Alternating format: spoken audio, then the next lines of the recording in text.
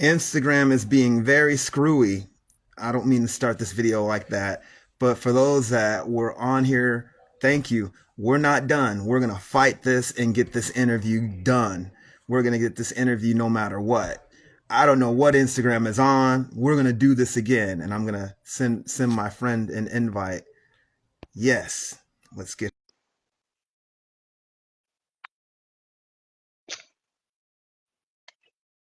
We're going to start this again. I sent Mildred an invite. Yay! I don't know what happened, man. Thank you. I don't know I'm what went back. down. She's back, but let's start where we left off as far as like just your history and all that with your dad and all. So I'm gonna give you the floor. By the way, this is for all you guys that don't know. We're welcoming. I forgot to introduce you. Like founder of Roffeke Rock and Roll Film Festival of Kenya, also a poet and a playwright. Mildred, is it Achoch or Achoch? Achoch. Achoch. Man. Yes. And so this introducing Mildred Achoch. Thank you for coming out. Like I forgot to actually do that before showing me because I was just so excited to finally get you on here.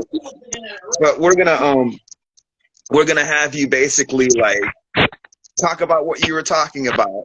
So give us your history and background. Yeah, go for it. Yeah, so I was saying I got into rock music through country music. My dad had an amazing record collection with the usuals, Elvis Presley, Charlie Pride, Skeeter Davis. And then around 1998, this radio station, FM radio station, the first ever in Kenya, opened. And then it just introduced us to a whole new world of rock.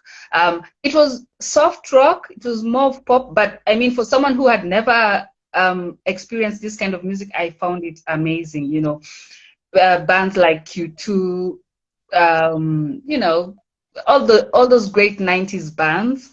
And then around 2004, I started a Yahoo group. Remember Yahoo? Yeah. I started a Yahoo group called Kenya Rocks because I just wanted to connect with other people who like rock music. Because honestly, I thought I was the only one in this country who loved rock music, you know, because that time the internet was very new. And so we were not connected to each other. So I started that Yahoo group, and slowly by slowly, I got to know other rock fans in Kenya. Many of them actually went on to form bands. And I must give a shout out to Rush. It's a band that came much later in 2013, but they are celebrating their 10th anniversary today. They are actually having a show as we speak. So, Right. hi, Rush, congratulations. What's up, Brad? um, um, that Yahoo group, there are also members of Murphy's Floor, Last Year's Tragedy, who are also performing at that Rush show today. And then 2008, Facebook, um, uh, we all decided to go over to Facebook. And so I stopped, you know, the Yahoo group. I was also going through some life changes. So I stopped the Yahoo group, but then at that time I had already gotten this idea for a film festival that showcased rock music, you know. So yeah, that's how Rafiki came about. It's Rock and Roll Film Festival Kenya, but I pronounce it Rafiki. And the mission is just to promote rock music in Kenya by film, because I love film. I am actually a screenwriter by profession, and I love rock music, so it was just natural to combine the two. And that's what I've been doing for the past, is it 10, 15 years? I enjoy it. It's a passion. I'm not making loads of money out of this. It's just, I'm just passionate about it. And now I'm intentionally concentrating more about educating people that, you know, rock music is not Mzungu music. Mzungu is Swahili for white man. Yeah, I know. Yeah, I because know as you that. know, And here's how I found out. I don't know if you know who Phil mhm, Scott is, who does the African Diaspora News Channel. He's the first person I ever heard that from, and he said he got that from a lot of his Kenyan friends, and that's what he calls them whenever he says anything about like racism. He'll say that because he's like, hey, yeah, it's a trip, and people think that mhm, too. When it comes to like music, even here, and a lot of it, of course, you know what I do. I totally expose that as not true. It's a lie to say that rock and roll is white people's music when we were the ones who actually created it. You know what I'm saying? yeah, yeah. So I mean, it's still a difficult thing to convince people of, because the the media just shows the white side of rock music. So when you tell someone, no, it came from black gospel music and blues, people don't really connect easily. But it's just a passion of mine. I enjoy history, and music history also. So I'll just keep on doing it. I'll keep on doing it as long as I can because I love it. It's amazing to like, especially just when it comes to this form of music and how it's been typecast, or I'll even say Jim Crowed, and a lot of that was the music industry that did that, especially in the late 60s and early 70s. Like they just were trying to basically do that as a marketing thing. Funny thing is, like, I always think about the quote that Sam Phillips said when in regards to Elvis. He's all, we needed a white face with the Negro voice. I'm quoting him. I don't like using that word. And he's all, because we can cross the music over, but it'll make us a whole lot of money. Because he knew the fact that this music that a lot of people were demonizing even then, especially like a lot of white supremacist society was demonizing, they basically, Yep. like, all their kids were running to Chuck Berry and Little Richard and Screaming Jay Hawkins and all these people. They dug those shows, and Yep. basically, like, so they needed the white equivalent of that. Elvis definitely, from what I understand, was a fan, and he loved Rosetta Tharpe and loved Little Richard and Jackie Wilson. But Mm-hmm. like, the thing is, they used him as their, like, sort of their dude to make rock and roll music theirs, and Mm. in that sense, that was the starting of basically not only Jim Crowing or segregating the dance floors, but also the music itself. By that time, Mm. probably in the late 60s, early 70s, they used this marketing scheme of just marketing rock and roll as a white music, and then other forms of black music like R&B and funk and jazz is some. Well, actually, jazz they pretty much tried to get rid of and do the same thing, but market that as a black music. So it's Mm. weird. We had to deal with that for a long time. But people like us, and Nicole, shouts to Nicole Colley, I see you out there, Sam Hollins, my brother Ogun Prime, and so many other brothers and sisters that I know, Tanya in Brazil, and Anna. Dude, we're the new black media in that sense. We're the ones that are not only showing our side of the story, but we're really not just taking it back, we're moving forward with it. You know what I'm saying? Mm. I'm sorry I didn't mean to give a speech with that, but I'm on the same page. If you want Yeah, people, yeah, if your homies or people that think that it's Muzungu music, send them to people like me or Sam. We'll let them know and give historical facts. I'm yeah. sorry. No, I totally agree. But um, we are also dealing with the effects of colonialism. We were colonized by the British, and so anything that remotely um smells of the white man is usually not accepted readily by some Yeah. people. Always that struggle, and I always say, you don't have to like rock music. You're actually free to hate rock music, but please hate it for the right Yeah. reasons. Just hate it because you don't like it. Don't hate it because you think it's white man's music, or because it's the devil's music, or because it's just noise. Those are wrong reasons. Hate it because it's not your preference. bands. That's a very valid reason not to like rock music, you know. So yeah, it's an uphill task, but I enjoy it. You know, I learn something new every day. There's so much history that I don't know. I thought I knew, but I clearly I don't know. And when I check out some of your posts, I realize that well, I mean, it could not be helped because we only had access to corporate media, and we only had what was in corporate media. But I like what you're doing because I get to learn about all these other, you know, black bands. Like I saw a very recent post, I think you posted it today, about a black glam rock band. I mean, I did not know that there was such a band in that particular genre. Oh So yeah. yeah, it's always fun to find out these things, you know. And just, I mean, not to get too philosophical, I think of it is healing for us who are colonized and, you know, slave trade and all that stuff. Yep.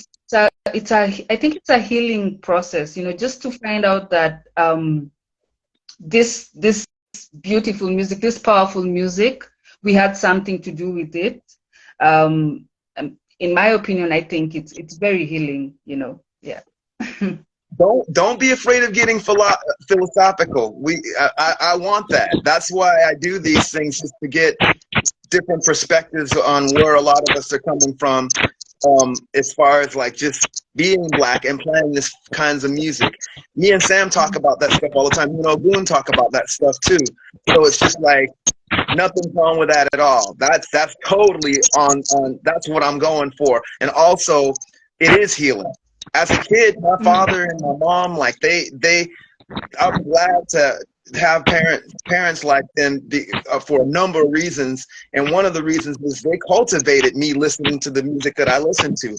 As a matter of fact, my father, you know, he was in bands. You know, he played in high school bands covering Iron Butterfly and stuff like that. And, you know, he hung around, like, when he was in his younger years, you know, hanging around people like Gloria Jones, who's Mark Bolan's wife, you know, from T-Rex, and just different people that he would meet, you know, and even when he kind of like got out of more or less playing live then with his group, he still had instruments around for us, you know, like, and we cultivated, we had his album collection, which, I mean, if people accuse me of having a diverse palette of music, that's one of the reasons, because my parents had a lot of different kinds of music when it came to that. They had rock and roll, they had jazz, they had funk, they had soul, they had all kinds of stuff. And then I got into stuff on my own too that they still cultivated. My dad's encouraging me, you know, we're talking about early Funkadelic, early Isley Brothers, Living Color, like, you know, Cream, all these different bands, you know, like, you know, and just he you know, saw Hendrix. So it's like I was cultivated with a lot of that on my own, and I didn't have to go through a lot of the things that some of my peers have been through, even though when it came to my parents. But on the outside world, it's a different thing. So it's like, I understand, and it's very healing. I started this journey even before I even started Black History of Rock and Roll. As a kid, I would read a lot of things that had to do with black artists in rock and roll and just took notes in my head. And so a lot of what you see is coming from that.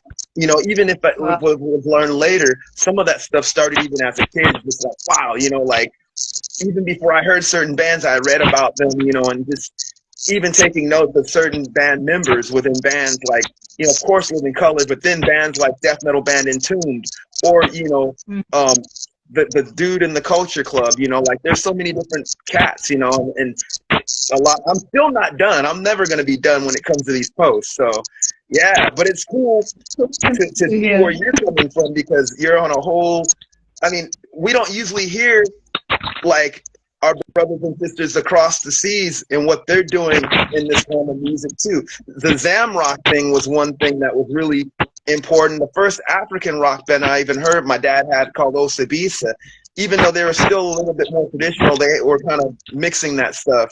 But then the Zamrock thing was totally psychedelic. And then finding out about the scene over in Kenya, I'm like, wow, in Botswana, I'm like, and I know Sam's been over there. I'm sorry, I don't mean to be long-winded, but yeah, it is healing. That's what I like to say. Yeah, just to pick up from what you're talking about your dad. Actually, my dad, when he was younger, he was actually the manager of some local bands. They were not rock bands, but they were really popular. One was called Somajeko. Yeah, so he was actually a band manager, and then he bought me my first small keyboard, and then later he bought me an actual, proper Casio keyboard. So he was always encouraging me to pursue music. He used to work in a corporate setting, but he was in the company's choir. And I remember some evenings, like he would pick me from school, and then I would go and just listen to them practicing. So he's always been musically inclined, even though he was doing many other things. And I think that just rubbed off on me, because I've never shied away from pursuing anything music related. I'm an amateur composer. I sing. No. I'm not. I didn't know that. That I actually did not know. Well, I'm not a professional singer, but I don't need to be a professional singer. No, I sing just because I love to. So for me, music is not really about a career. It's just something that is, it's always been in my life, and it's going to always be. So yeah. And in terms of the rock scene here in Kenya, I mean, I really admire these bands, because they're like alchemists, because they're making beautiful music in less than conducive conditions. Already there's bias against rock music. And then, of course, instruments are expensive, no rehearsal spaces, no venues to perform. In Kenya, education is really important, and career, and, the proper life. So you find many of them have to juggle that, a proper life and their music life. But they still make music. They still make beautiful music. And for me, they're such an inspiration, because, they show that passion can make you do great things, even if the circumstances are not perfect. So again, shout out to all the bands that came before, all the bands that have broken up, all the bands that will come up in future years. It's just, we all build up on each other. So yeah, they're my inspiration. That's so cool. Look who we have in the audience, Sam. What's up, brother? If you want, I thought, man, that's so cool. What's up, Sam? Sam, I don't know if she's gonna do her radio show now. She said she would drop by. Would you want to chime in? Sometimes, like, I'll have her co-host too, because she's amazing. Let me see. I was gonna, what was I gonna ask? There's another question I was gonna ask you too.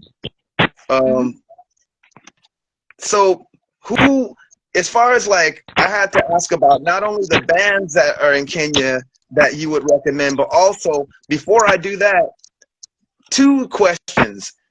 Who was the group Wayati or Wayati? And also, are you responsible for the Rock Society of Kenya? Oh, so I'll start with the second one. No, I am not responsible for the Rock Society of Kenya. That's actually Amos and his buddies. But yeah, they've been around for quite a while. And it's a proper registered organization. So they do business. They organize a lot of shows. I'm glad they do, because nowadays I don't have that much time. But yeah, it's Amos. I forget who else, but yeah, it's a group of guys. They take care of the needs of band members primarily. I would love it if they included fans because, what's a band without fans? But Exactly. yeah, at the moment they do take care of whatever the bands require. And then Wiyathi, I found out about it um, a few weeks after I had started that Yahoo group, Kenya Rocks. Mm. Um, um, yeah, so there was a sister Yahoo group called Kenya Punk. Now, Kenya Punk, as the name suggests, were focused primarily on punk. And I think it was some of those members who were part of the Wiyathi collective.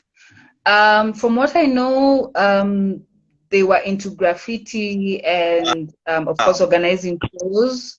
I think there were also some bands that came up from that collective, but I don't know much about it. They went silent after, I think it was 2010, primarily because I think some of them flew out of the country for higher education or to relocate. I don't know the full story, but yeah, they've been silent. I don't know whether they're still active. But yes, they are an important part of the modern Kenyan rock history. Yeah. Wow. So how long, if you don't mind me asking, um, has there been like a rock and roll presence in Kenya? Does it go as far back as the 60s and 70s, or I know that there's traditional pop music and there's a connection with Swahili and Congolese folks like Mhm. music wise, but as far as Mm. rock and roll, is it a part of that, or is it something totally like different when it comes to that? I would say because they're called Zilizopendwa. Zilizopendwa is Swahili for the music that used to be loved or the music that we loved, basically oldies. And I love them from the 60s.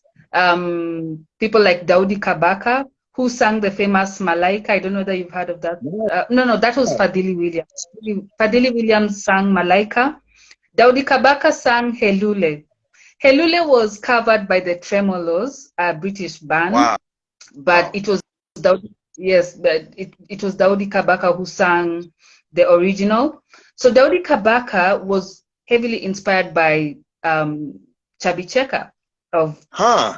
the Tweet thing. Yes, yeah. So um, I think there's a whole subgenre called African twist from the 1960s. Wow. Yeah, so I love that kind of oldies music. So I would say that Kenyan rock goes back to the 1950s, 1960s. So songs like Helule Helule and Harambe Harambe. Harambe is like the Kenyan call for pulling together. Oh, wow. Yeah, so we got our independence in 1963. So around that time, there were a lot of patriotic songs, and they all had that African twist sound to them. And then there's this interesting and unique sound made by a Fanta bottle, the old Wow. Fanta bottle, which had the ridges. So it's actually called Fanta bottle music, and you can hear a lot of that sound in 1960s music. There is a documentary called Omutibo, Omutibo,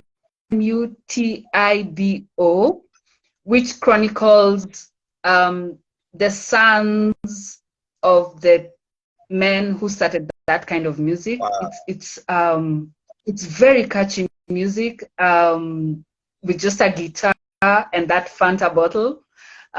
So yeah, I, I would say rock in Kenya began in the 1960s, in my That's so opinion. cool. See, there's some things that I don't know, so I have to ask, and also it gives the world a glimpse into things that they probably haven't heard as well. Um, it's I always wonder, like, you know, just when it comes to that, because I remember when I found out about Zamrock, I'm like, dude, you gotta be kidding. Especially at the time where a lot of people were playing more either high life or Afrobeat music, which was also revolutionary. Love a lot of that stuff, Taylor and all that. Um, but Zam was like just straight up psychedelic rock. I mean, even bordering like heavy like type stuff. So it's always, and I always wondered like if there was any other African nations doing that. I know Ethiopia, like they had a big thing with funk, it's that funk and jazz, and I don't know if they had a psychedelic movement. South Africa had one, and it was interesting. You know, like this, some of it was kind of like countercultural. You know, by a lot of the whites there, but there was a few brothers that were rocking, especially during the punk years. So it's so cool to hear about like other spots, like especially Kenya, because we don't really hear much about like what goes on over there, and that's why when I found out about you, like I said, I've been, you know, we've been kind of like corresponding since MySpace, I think, right? And we met via that golf group, but it's just so cool. Like like I've seen you not just be a fan, but like totally organizing all kinds of different music and different shows and stuff, and I'm like, that's really cool. Basically, like you're doing a lot as far as the music scene over there and being an integral part. So that's one of the many reasons that I wanted to interview you, and thank you. I know it's been a while, and I really appreciate you even coming to MySpace. Does the Kids Kasima Music Awards have anything to do with anything that you're doing or any of the underground artists there? Or is that corporate stuff? Yeah, no major awards have anything to do with Kenyan rock music. In 2019, the rock community itself, including people from Rock Society of Kenya, they actually organized their own rock awards. Awesome. Which I really applaud. That's yes, so cool. I applaud them. Shouts. You cannot just sit and wait. Yeah. I have to do a shoulder because I'm holding the phone. That's so cool. But tell us more about that if you don't mind. So it was called Heavy and the Beast Awards, HB Awards. There are photos all over. Yeah. So yeah, the community just came together and they said, yeah, we're gonna award ourselves. That's the way we have it was fun. Yeah, I think yes, I did. I gave an award to for best music video because you know I love film. Yeah, so I'm glad they allowed me to be part of that whole you know celebration of rock music in Kenya. Yeah, of course. And I think that's what I love about again philosophy. Rock music, punk, and any subgenre under rock music, because there's always that underlying ethos of, you know, do it yourself, you know, let's just do it, you know, it doesn't have to be perfect, let's just do it, let's not wait for you know, the man to acknowledge it. Yeah. So yeah, that's what I love about the philosophy of rock music, punk. It's just that drive to go out and do it. You know, just pick up a guitar and play some chords. Just, you know, in your bedroom, take your laptop and record music. You know, yeah, I love that. That's the way we rock, man. That's the way it's supposed to be. DIY. Someone said in the audience, I think, what is that? Old Fresh Dope? I think they're probably tagging somebody. So here's another question too. Who are your favorite bands in Kenya and who are your favorite bands outside of Kenya? Even if there's a lot, list them. Or bands that you would recommend that we've not heard from Kenya yet, and the style of music and all that. Start with that, and then we'll do the outside stuff. Okay, so I'm not gonna say my favorite because all are my favorite for different reasons. And I'm like you, I listen to a whole range of styles under rock music, and other kind of music also. I mean, I love Bollywood music. I love any kind of music.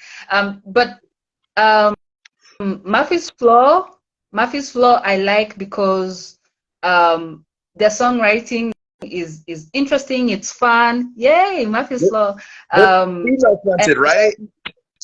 Sorry, say again. They're a female fronted band. I've heard a few of their songs, right? That's so Yeah, cool. yeah. That's what I heard. There are two men now in the band, but yeah, it's largely female, which also I find really inspiring. It's always good to see women, especially in this part of the world, just Yes. going out and doing things like that. So Murphy's Law I like because their songwriting is interesting, it's funny, it's fun, and they're also really just fun guys. Rush, I like their music also.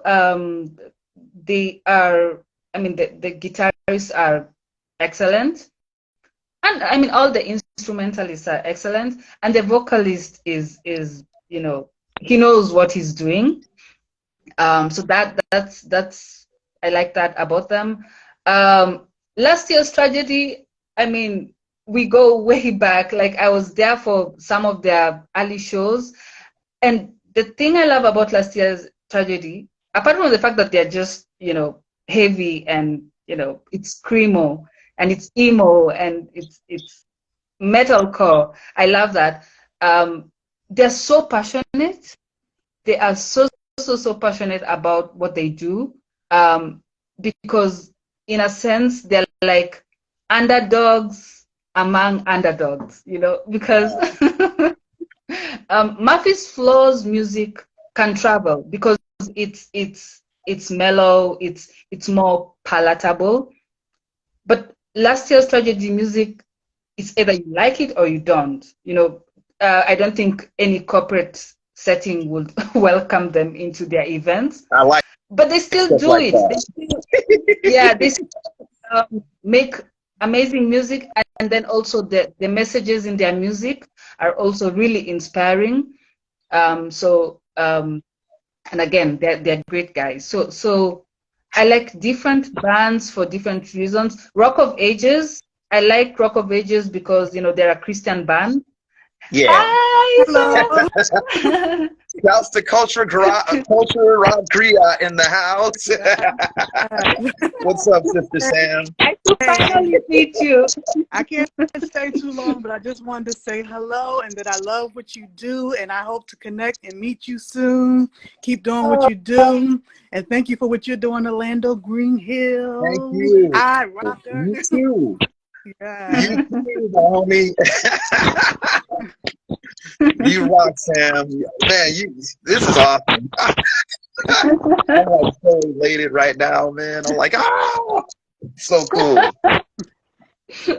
Yeah, so I like different Kenyan bands for different reasons, but those particular ones, they're the ones that come to the top of my mind. I'm pretty sure I'm forgetting some, and please forgive me, bands, if I forget your name. But I also like those particular ones I've mentioned because they've been around for longer than the others.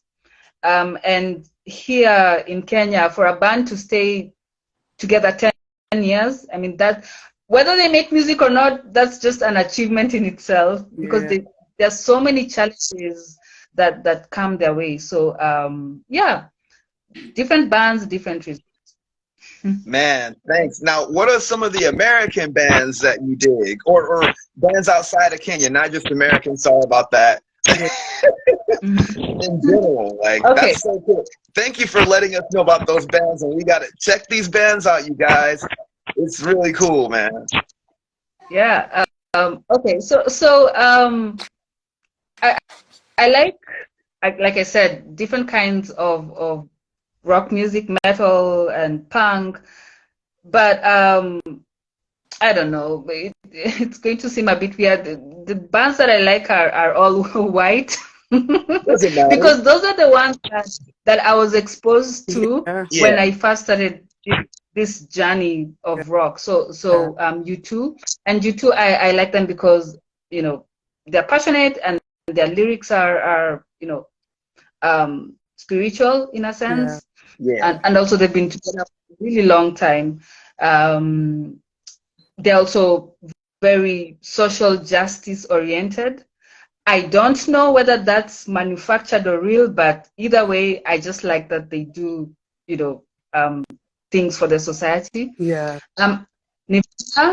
Nirvana, of course, I really love, again, the passion and also the story, you know. I mean, you cannot get away from that sad Nirvana story. As a storyteller, I'm just fascinated by that aspect of playing hard and then just fading away. You know, it's fascinating to me. And of course, as you both know, it's a common story in rock music. You know, talented people, they crash and burn. So as a storyteller, I'm just fascinated by that. You know, creatives and the creative process and dealing with those demons that come with being so talented. So yeah, Nirvana. Let me see, who else? I also like a lot of gothic rock. That's how we met. We're a gothic sort of group. But tell us, I'm sorry, I didn't interrupt. No problem. The usuals, Bauhaus. Yes, one of my favorites. Yes. I love Bauhaus. Sisters of Mercy, Susie and the Banshees, the usual. I also really like the Smiths and Morrissey. Yeah, mostly because of the songwriting and also Morrissey's voice. I just find it very captivating. I'm so sorry that all these bands are white, but again, those are. Let me say something. It doesn't matter whether they're white or black. Creativity is creativity. I like bands from everywhere. Like I'm literally like, I mean, I like a lot of the goth bands as well. You know, like, and yeah, that doesn't matter. Like even with what I do, like, you know, I'm still, I like all kinds of music and different people that play it. So I don't want you to think that I just like only black bands, even though I promote that because I feel it's been neglected. But yeah, sorry, I had to do that. So yeah, it's all good, man. Yeah, so The Cure, also I like The Cure. I also like a lot of Christian rock bands, especially the golden age of Christian rock music, the late 90s, early 2000s. Again, Usual Suspects, DC Talk, let me see, who else? OC Supertones. I know those guys. Those are friends of mine. Are you serious? Oh my goodness. My band Avelina was on the same label as those guys, actually. That's funny. I know Jason and all those guys. We used to play shows with them. That's crazy. Cool to hear their names. And one of them, I'll say top 10 Christian rock bands is Reliant K, because they just have this funny, fun, playful kind of songwriting, and even their music videos. So I really like Reliant K. Of course, now all of them have disappeared from my mind, but yeah, they are quite a number. Circadian Rhythm, I don't think they were that popular, but yeah. Skillet, I love Skillet. I know Skillet Jerome. That's a friend of mine. Jerome's awesome. I tripped out when I found out that he was in that band, and how I found out, I'm like, I looked through this guitar magazine, like, wait a minute, Jerome's playing with this group. He was in a band called Mortal before that, but yeah, that's the Yeah. only thing I know about Skillet. Well, yeah, I really like their passion. And there's something about I'm a Christian, so um, combining the passion of rock music with the passion of my faith, Yeah. I think that's just the combination, you know. So I really love Christian rock. But of course, I also like any other kind of rock that's honest, that's fun, um, and that speaks to issues in society. Because I'm also very, you know, I'm aware of what's going on in society, and I like to make a difference. So Yeah. any bands that you know go there, yeah, I really respect them. Yeah. That's awesome. And as you know, I share the same faith, so you know, like I think the same way too when it comes to music. Any band that's kind of expressing, you know, like just addressing certain things that in society that need to be addressed, I'm down for that. So I totally understand where you're coming from. You know, that's so funny though. Like you mentioned the Super Talent. I haven't heard from those guys in a long time, but yeah, man, cool cats though. But that's so cool, man. Like as far as like shoot, when it comes to just like the rock community over there, do you guys still feel like you're outsiders, or do you feel like as if like it's gaining more acceptance than even it was before? I think we're still outsiders, though, because of some of these bands who have been around for more than a decade. It's not that people don't know about us anymore. It's just that they choose to ignore. Of course, they are gatekeepers. They say that, oh, people don't like rock music, Kenyans don't like rock music, but I don't think that's true. I think they're just gatekeepers who push other kinds of music other than rock. I think if rock was given a fair or a level playing ground, it will do well in Kenya. Because how I know this is it's because country music is very popular in Kenya. Really? Roger Whittaker died. Oh my goodness, very popular. There's an entire show which has been around, I think, for as long as I've been alive, called Sundowner. It comes at 6 o'clock on I didn't know KBC. that. Country music, you know, and people listen to it. If you go on YouTube and look it up, in the comments you see people saying that, oh, I remember I remember Sundowner because my dad used to listen to it. So it's been around for long. It's got a huge following. So I don't think it's right when people say that, oh, people don't like rock music, because if people like country music, then it's just a step away from soft rock music, you know. Yeah. Wouldn't they call that Mzungu music too, even though country has a lot of Black American roots as well? I'm surprised they don't call that Mzungu music, you know? That's the thing. It's almost like a double standard. So, you know, why is rock music known as Mzungu music, but country music is not known as Mzungu music? You know, so there's that double standard.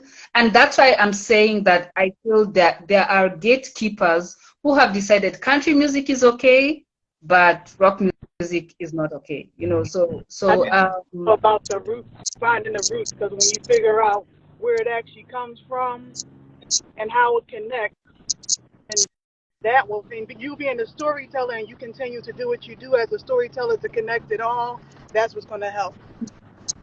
Yeah, and that's what I try to do as much as possible, because stories do have power, and stories can change people's mind, so that, you know, they're not just following what the gatekeepers are saying. When they actually understand the history of this music, then they'll be more open. Like what I said to Orlando before, you know, I'm okay with people hating rock music, but they should hate it for the right reasons, you know. Just be informed and then hate it in an informed manner.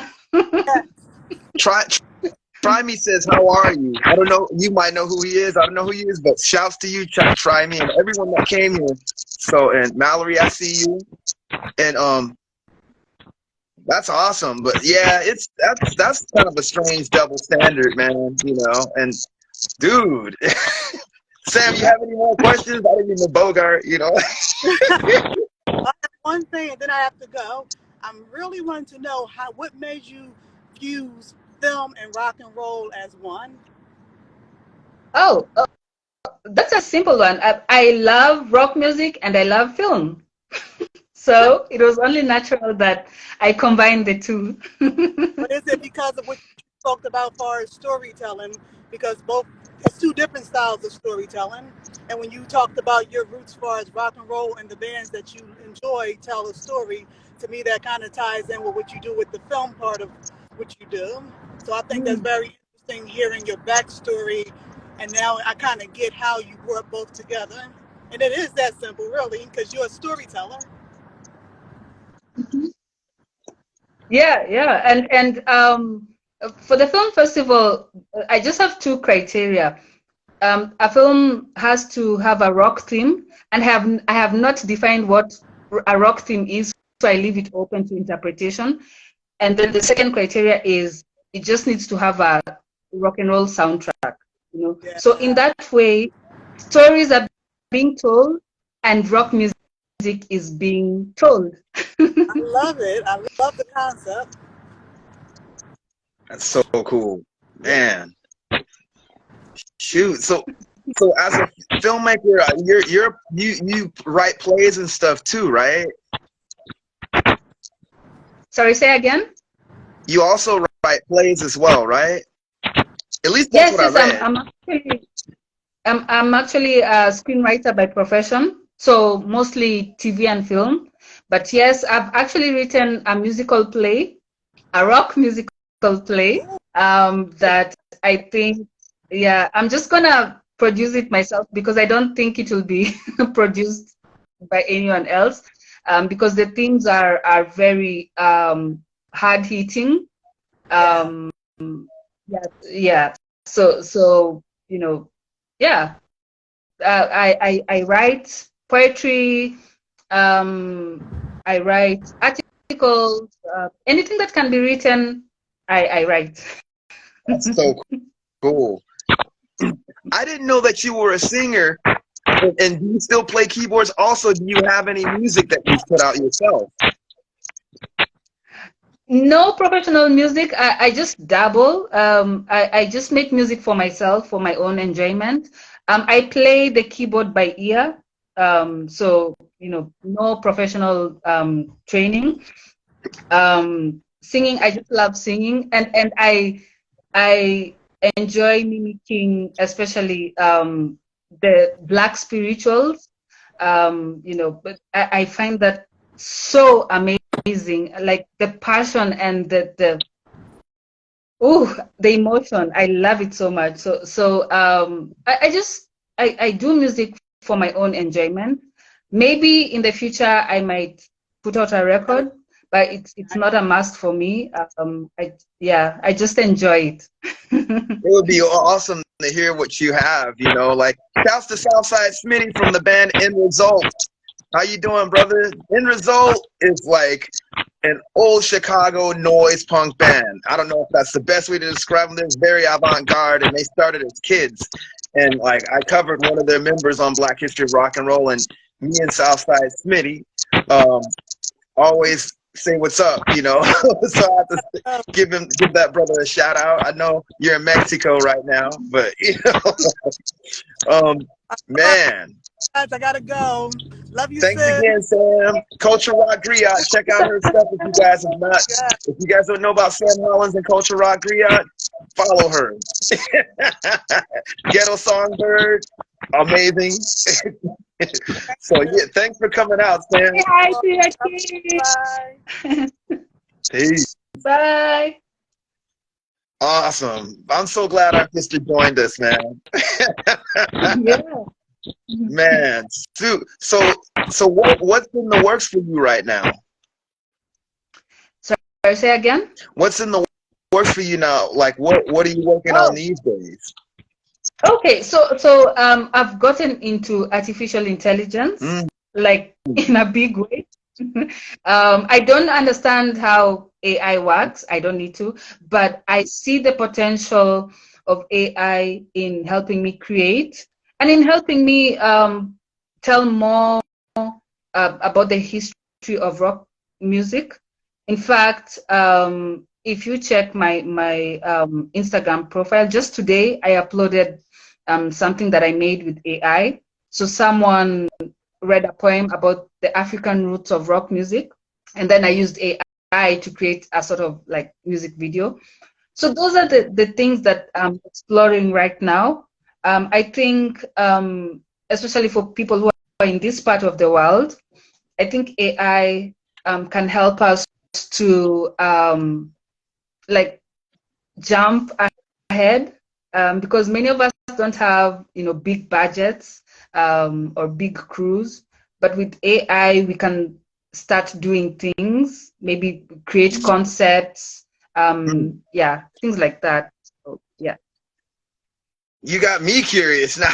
I have to be honest, like me, I've been tripping off of AI, kind of side eyeing it, but hey, if I can make it work, I wouldn't mind trying it, Wow. Shoot. Oh, Oh, man. I'm seeing my battery is about to die. Oh man. Well, I'm gonna see if the audience had any questions for you. But if your battery's going out, like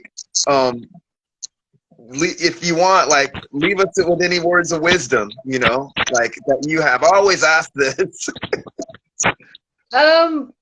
Well, first of all, just gratitude. Thank you so much for what you're doing. I know it's not easy and it's sometimes very thankless, but I just want to say thank you on behalf of all the Blacks all over the world. Thank you for what you're doing. It's really important. You're doing important work. And words of wisdom is just, I know the audience already does this because they love rock music. They already have that drive, that philosophy of just do it yourself. But sometimes we forget because we are living in a very, straight and follow the lane kind of world. But yeah, just do it. Follow your passion. Be kind to each other. I think during this time, these hectic times, we need to be more kind to each other, kinder to each other, and let love be your guide. Love what you do, love each other, love the environment. Let's take care of the environment, and love yourself. Yep. I like that. That's the way. Yeah. Great words of wisdom. Yeah. Well, thank you, Mildred. It was an honor to finally not just interview you, but meet you in person. We've been talking for decades. Yeah. Thanks for even. I'm glad we stayed in contact with each other, and keep doing what you're doing. One of these days I got to get out there and just and bask in what you guys are doing. But definitely send me other bands that you think are important, just to spread about this. And dude, thanks a mad lot. I really appreciate you doing this interview and stuff. And man, thank you too. Man, I don't know if you speak Kikuyu, Swahili, or Lao. What, like, I forgot. I don't know how to say thank you in either one of those languages. Asante. In Swahili, it's asante. Asante. Yes. Asante. In Luo, it's erokamano. I don't speak Luo, but it's erokamano. Erokamano. Wow. So now I have to ask this. I was gonna ask this firstly, but I might as well just ask it now. How many languages do you speak, aside from English and Swahili? Unfortunately, I only speak fluent English and Swahili, but my dad was Luo. Wow. My mom was Kikuyu. So I can hear a bit of both. I can hear just a bit of both. But again, with artificial intelligence, I will soon be able to learn any language in Africa. Really? I want to do that, man. Yes. We need to talk about that. Yeah. Next time. Yeah. Yeah. Well, man, thanks a lot, Mildred. I really appreciate you, and shouts to all of you guys in the audience for coming out and just checking out the interview, and even new cats that have never heard of Black History of Rock and Roll, or vice versa. Never heard of Mildred. Dude, like, now you know. And thank you guys for coming out and checking us out. And man, Black History of Rock and Roll Month, peace and blessings to you, and keep rocking that madness. Thank you. Thank you so much. Thank you. Bye. Asante. See ya. Bye.